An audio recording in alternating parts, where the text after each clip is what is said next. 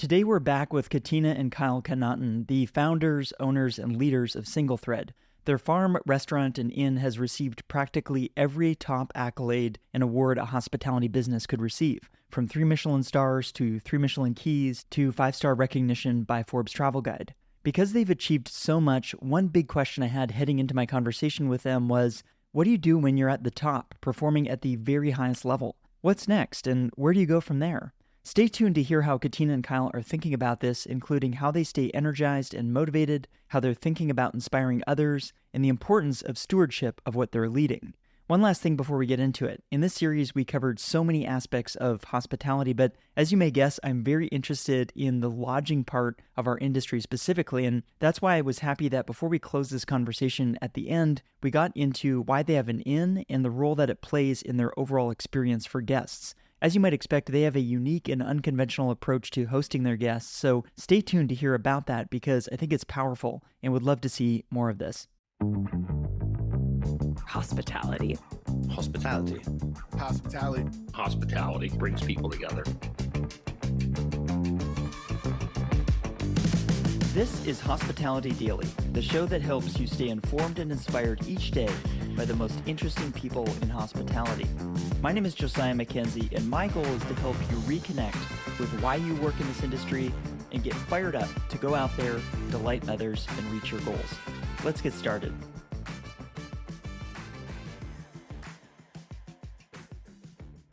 People around the world look at you two as leaders of innovation in the hospitality and the culinary world. The awards keep rolling in, 3 Michelin stars, the Michelin keys, part of the world's 50 best restaurants. And so what you're doing, I think calling it the farm to table movement, I don't know if it's the best way to encapsulate that, but people are looking to how you operate as this is what the future might hold. And Katina, I'd love to get your perspective on where do you hope to lead that movement? Again, I don't know if farm to table is the right term, but like this movement, I'm hearing a very, very integrated approach, a holistic approach to hospitality.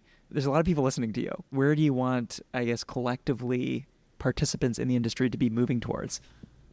I want them to be moving towards creating something that is meaningful and impactful in very positive ways. I feel very grateful to be working amongst a team that doesn't feel that, as Kyle was saying, it's not performative. We don't need to make it about ourselves. We have a very collaborative approach to what it is that we do. We're working with so many creative and exceptional humans that all have great ideas.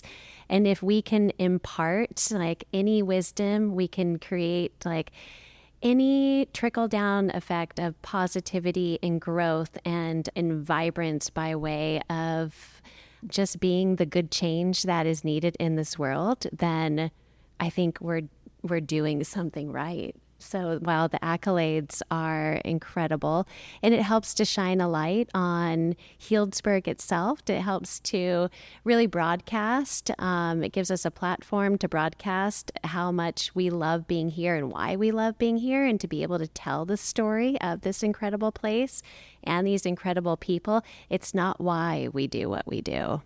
It's interesting you mentioned that. I was talking with my friend Molly Reese, whom I believe you spoke with earlier this year at the end of last year, and she was reflecting on her conversation with you and was interested in that intersection. We were talking about kind of the awards. Obviously, it's the work that you and your teams are doing, but you're touching on, I guess, the ripple-out effects of Healdsburg as a community, and because you're so integrated, it seems like there's also benefits to the community in the sense of some of these awards coming in almost make Healdsburg look good. I hope so. Every opportunity we get, we are singing its praises. We just appreciate and honor this place as our home so much. So we love to tell its story. Yeah, we're proud to represent it. But also, it's the reflection of the team, the hard work of the team. I mean, you're speaking to the two of us today, but right now we can sit with you and we have, service coming up in a few hours, and we can be here because there's an amazing and incredible and super talented team who is like executing not just the work, but also the vision too. They share in that vision. We have a collective vision. The cuisine is not my cuisine. It's Single Thread's cuisine. It's our collective. We have as a team defined and are continuing to define what that is. And it's not just Katina's agricultural practices, it's the entire single thread farm team who all agree and on the practices and the integrity, behind them. So, while those things are really great and important for those reasons and for, for the business and everything, as Katina said, it's not what gets us up in the morning. It's not used as a motivational tool. It's not used as a disciplinary tool. We take them for, for what they are, and we celebrate those moments, and they're important moments, for us. But we are here for our guests. We are here for our team. Most people here of the 150, staff that we have are in their early 20s, right? They're in very, very important, pivotal moments in their career. They have moved from wherever they have moved from to be here and to be a part of it. And, we take the role of mentorship and stewardship that we have for people. We take that very, very just seriously, but to heart. What are some of those kind of core lessons you hope to instill when you have a new team member coming on board? Yeah, well, one is an appreciation for, the hard work of farming and farming done right. I mean, to be a no-till farm, everything at hand scale, to be out there to start their role out there and really understand and appreciate that and learn. I mean, even chefs who are, learning and training these young chefs and have ingredients in their hands, they really don't have a connection where those ingredients come from. So that's kind of starts at base level is an appreciation and a connection to where your food comes from and a connection to the food systems themselves and what our impact, because it's a very much a vote with your dollars system that that we have, for good or bad in the food systems that we have in this country and around the world.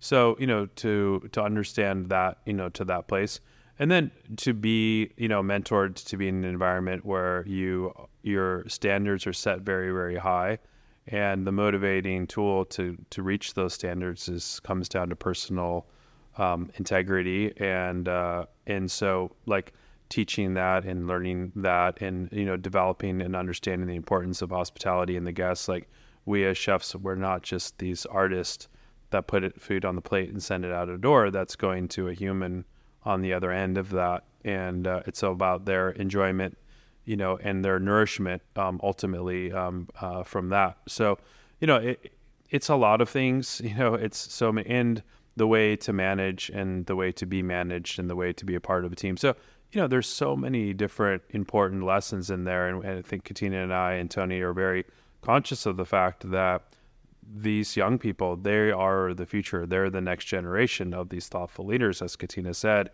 And, we're as excited about what they will do in their futures as we are excited about what we're doing, here, and what good change can they continue to be as part of this industry. It doesn't mean that they need to go on themselves and start farms and 3 Michelin-star restaurants and everything like that. That's not the point. But what things with their very long careers ahead of them, what will they do to impact change in the hospitality industry? We also just have a tremendous sense of responsibility to this team who believes in us. They've uprooted their lives and they've come here and they wholeheartedly throw all of themselves into what it is that they do each and every day. And so I think there's something very humbling about that. Like they believe in us. Therefore, it's our responsibility to ensure that their time with us is truly meaningful as well. You both seem very humble people, and it's inspiring to me in the sense of you have all these accolades from all this recognition of being at the top of the world. But I'm hearing this notion of stewardship, of serving others, this notion of why are we doing this? And I was thinking about this on the drive up as, where do you go from here when you're at the top of the world? Like, hospitality is a daily practice, right? It's every day. Sometimes you feel great, sometimes you don't. But I'm hearing the sense of we're stewarding something here. We're for the community. We're for these people on our teams. Is that what keeps you going and helps you keep pursuing excellence? It seems it's very others focused, which is I'm finding very inspirational. Yeah, I think we're so lucky that what we do is such a natural extension of ourselves that we would be getting up and doing this regardless of anything. Yeah, it's funny. It doesn't really it just cross feels so good. my mind just because it's just, this is our life and our passion, and we do it. There isn't this like work life and home life. I mean, we're actually in the process of building our home on the farm, like right on the farm too. Like you just walk out the door and you're like right there and in it. And we just, we live it and breathe it every day. We also live amongst an amazing community of other, chefs and restaurateurs and people who are such our close, friends. And no, we're not in competition with each other. We're in collaboration with each other. And a lot, like just, talking about these like, young skateboarders and stuff like that at skate park, right? We're all pushing each other and challenging each other. And it's like, Actually, I'm almost 50, and my goal is to be like confidently skating the skate park this year. So we're still amongst that community. Still at it, yeah. So still at that community, and even we're a part of this really great nonprofit that Tony Hawk started, which is called the Skate Park Project, that builds skate parks in underserved areas that don't have parks and recs budgets and that sort of thing, to do that. And we joined him in that organization, and he's become a regular guest and friend of ours. And we kind of really spoke passionately about the impact that this not only like the sport, but just like the mentality, had on our, life, to help and join that work, because it's just like giving people like that place to come together. For us, it's like the kitchen, and to help kids have this place to come together and discover themselves and their creativity and have that outlet and have community, and we hope that it continues to like lead those kids into the kitchens and into the farm. I'm on the board of trustees for the Culinary Institute of America, so I spend a lot of time too thinking about culinary education and the future of culinary education, how we can better educate this this industry, going from just a trade to really like a full-fledged, degree granting, just higher learning. And it's great and it's beautiful. We get to be all of those things, right? It's not just about academia or trade. Like we get to be like business people and tradespeople and artists and educators and teachers. So, that it just like motivates me every day. I'm as excited of doing what I do now, as a chef and a hospitality professional, as I was as a teenager in my 20s and my 30s, and now getting into my late, 40s, I'm just as excited, right? So I don't think in terms of like, where do we go next and what accolades should we go for? It's like, do what you're passionate about and sort of live your truth and do what feels right for you. And we've always just been guided by that. And then these things sort of have come in as a result of that, rather than being like, here's an accolade that we're in pursuit of and pursuing it. And you can certainly do it that way, but that's just not the way that we would go about it. I ask all my guests what they do to take care of themselves. I'm curious what this looks like for you both, because I've had so many conversations with people that are amazingly talented and are either at the cusp of burnout or fully burned out. I've talked to way too many people who should be working in hospitality, but they've left because it's demanding. It's very demanding. And I'm hearing kind of this focus of whether it's through not-for-profits or taking care of the community. I imagine that gives you both a degree of kind of life, but I'm curious as you kind of think about that, how do you stay in the game? How do you keep your battery full? I don't know what metaphor to use, but I'm curious if you think about that, because I'm trying to help my listeners think about how they can do this for themselves. Yeah, stay excited, stay motivated. We'll be back after a quick break. Are you enjoying this conversation? If so, I invite you to text this episode to a friend or a colleague as well. Not only will you let them know that you're thinking about them, but you'll help them as well. One more thing, I'm having a lot of fun right now sharing videos and photos from the stories on the show, so if you'd like to see those or watch along, open up Instagram and YouTube now and follow Hospitality Daily so we can stay in touch. All right, let's get back to the conversation. Find the things that bring you joy. I'm lucky. For me, it's flowers, vegetables, and dogs. And I'm surrounded by those things every day. And people, yeah, definitely. But, admittedly, I do spend most of my life conversing with flowers and vegetables and dogs more so than people. So my cup is quite full each and every day. Like I have so many things that I need. We snowboard. It brings us a lot of joy to go to alpine areas and, and kind of remove ourselves from the daily and be out like amongst this beautiful, different landscape and kind of free our minds a bit. Yeah, and the community of people I think that we're really connected with within our industry too, who, other chefs, other farmers and winemakers and all kinds of people who sort of like share this space with us, who just also know what it's like to live this life where you're working or doing what it is that you do while others are like relaxing, enjoying and on vacation, and you don't kind of live that life in that same way and in pursuit of that. So it's good to have like your peers and your colleagues and people that you respect as part of your community as well, that you can kind of share that, who aren't like, so you can't come to this thing on a Saturday night, and you're like, yeah, no, like we can hang out on Monday, like so it's important to have that. But I don't know, I just maybe my and our just battery just runs different. I just don't get that depletion, and the days can be long and the days can be exhausting. You can come home from service and feel, like really sort of exhausted, from the day. But I just never learned that energy. I mean, I've asked this before and I've, reflected on it before. And it's like, maybe it's like one part somewhat being institutionalized to this way of life. I have been doing this without any breaks, like from 16 essentially, have just been doing this. So it is the only life I've known, but also I just don't get that feeling of burnout. I think it's a privilege to do. I certainly understand why it exists, and I'm not saying that people shouldn't feel that way. I can only speak for myself, but yeah, I do always have a sense of gratitude that I feel very lucky and fortunate. And I go in and I look around in the dining room every night and I'm like, these people are here to experience what we worked so hard and are so passionate about doing. And it is such a privilege to take care of guests every day and cook for them. It's a tasting menu. They don't choose anything. They have trust in me, and they're here celebrating an important milestone and moment in their life, or just being with friends.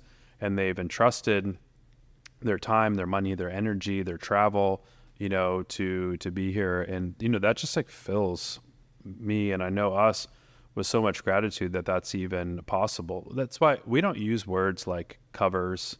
That's like not a word that we use, packs, covers, how many are we tonight? It's always guests, like these are guests in our home. We are taking care of them, in our home. And when like every night when those doors open and that curtain goes up, it's, we're so excited and thrilled. I never lose the excitement for that, or creating a new dish, or that first tomato that just got harvested that's never faded. Like I've never lost that sort of excitement. And I hope that day never comes. I don't think it ever will. I don't think it will. I mean, there's such a sense of fulfillment that comes with choosing this lifestyle. We choose it every day. We have fully subscribed to it. Like I said, it's such a natural extension of who we are, but we choose to wake up every morning and work hard, and we're so proud of what we've accomplished. Of course, we're like, we couldn't do that without the incredible people around us, but like it's a choice we get to make every day. One thing that's really unique about being up in wine country versus like a restaurant in the city is that guests are experiencing it in a different way, right? It's like if you're in the city restaurant, this isn't always true. This is generalization, but like, maybe you worked all day and then you're rushing over to your reservation, and then you've got to meet people for drinks, or you're going to a show afterwards. And so, a dining experience can be part of your day, or a lot of things that you're packing into a day if you're somewhere on vacation. But, being in the countryside and being in wine country, it's like people are here for this. Like, they're here for outdoor activities and wine and dining. And it's just like a different place where you are in your mind. You're kind of open to different things. Your sensory switches are just kind of in a slightly different sort of direction. And then guests are here with us for 2-3 nights, like staying in our inn or in the area. So, we have this opportunity to bring them to the farm, or to have multiple types of experiences with them. And so, we're like, just beyond having a great meal, with us in the restaurant, how can we take you a little bit deeper into this place and then the story? So, that's kind of like really the next chapter for us, is just really searching for and seeking and developing ways that we can take guests either across multiple days or multiple experiences and bring them a little bit deeper into the story, because we've had these guests, these amazing guests who've, return over and over again. Whereas in my previous work history is almost every night, all the guests who are coming into a restaurant were coming for their first and only time, kind of ticking a box. And then we've had these guests who are like 4, 8, 15, 20 something times, to come, who are kind of coming back and want to go a little bit deeper each time. So, that's kind of an exciting thing for us. Is it's like how now going forward we can do that. Is that why you have an inn? I'm glad you touched on this, but it seems like it gives you another touch point and a way to elongate that experience. Because the farm restaurant combination seems like a very logical. It's a very cool dynamic. But I was like, why have an inn? I mean, I love hotels, but does the inn give you that ability to elongate the experience? Gives you another touch point? It does. It's also just another aspect of hospitality that we just love so much. And we really want guests to feel like they are coming to our home. So to be able to stay in our home as well is just another, exciting opportunity for us to extend more layers of hospitality, one of which is breakfast, which we are and we really love breakfast. I hear it's pretty good. Well, and it's interesting because I've heard you describe that guest experience, and it feels, at some places you feel nickel and dimed for everything. And it seems you keep talking about this notion of inviting people over to your home. That's the goal at the restaurant. It seems like it's the goal at the inn. It's a very clear vision where you want people to just feel taken care of. And you recently partnered with Audi for the house car, but the breakfast, it seems like there's all these things that you're adding on where you just feel like you're staying with a really cool friend who's in the know and is going to introduce you to these new things. Yeah, I mean, that's kind of like the kind of industry insider, thing within hospitality, right? Is like you said, nickel and dime. I mean, we just, everything in the menu is inclusive, and if you get wine pairings before, like you can just show up and enjoy when you come and stay with us. Everything that's in your, the food and like our version of a mini bar and all. It's all filled with our favorite things. There's like wine from like our little winery and beer from Russian River Brewery and food that the culinary team has made. And we have this like room service menu that doesn't have any prices. You just order what you want. This breakfast, there's really great amenities that Katina's kind of curated in the room and in the bathrooms. And it's just, it's just like there for you. Like if you were coming over to our home, we'd say like, yeah, grab a beer from the fridge. And, like that's how it would be if you were staying in our home. So to not bring people into the space, these guests into our space, and then have to be like, oh, cool, they have Pliny the Elder. I've always wanted to try that beer.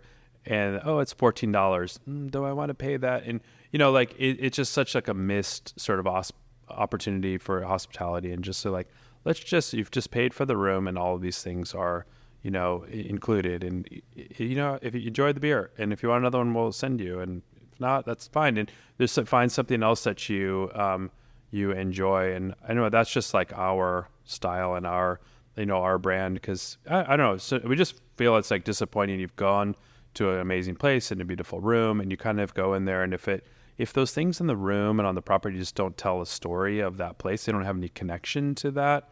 And then you're just sort of going through and you're like, you know what, I am kind of hungry or I'm kind of thirsty. And then you're making this like value judgment call, like, man, can you believe $20 for a beer? Like you just like, you're not enjoying the experience. You're kind of taken out of it and it feels transactional, and we don't want guests to feel like they're the transaction. In fact, let's get that totally out of the way so you can just come and immediately walk in the door and begin enjoying yourself. It's interesting. I'd rather pay more up front than it feels like every time there's a charge, it kind of erodes a little bit of the experience. So I love that notion. We talk about a single thread, a through line. If I think about all the things that we've talked about, that notion of inviting guests into your home, into your dining room, really stands out to me. And I feel there's a comfort, it seems, that you're providing, but there's also an inspiration level. And I think from the education, everything you're doing in the farm, the way that you're teaching people along the way, you're rooting them in the sense of place. So it's like staying with a friend, but there's also a lot beneath the surface. It feels like there's a deep depth of experience, a deep foundation that you can keep building on, you can keep drawing people into. And that takes time. That takes time to build, but it feels like that's what incredible hospitality feels like. We would agree with that. Amazing. Thank you both for taking time to talk. Thank you so much. It's been great Thank talking you for with having you. us.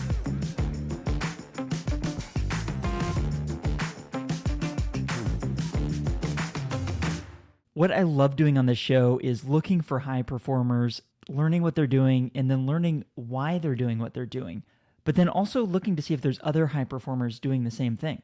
Is there some bigger trend happening that we need to be aware of to function at the highest levels? That's why I was excited to have Dax Cross, the CEO of Revenue Analytics, on the show recently to talk about what he is seeing working with some of the biggest groups in the world like IHG.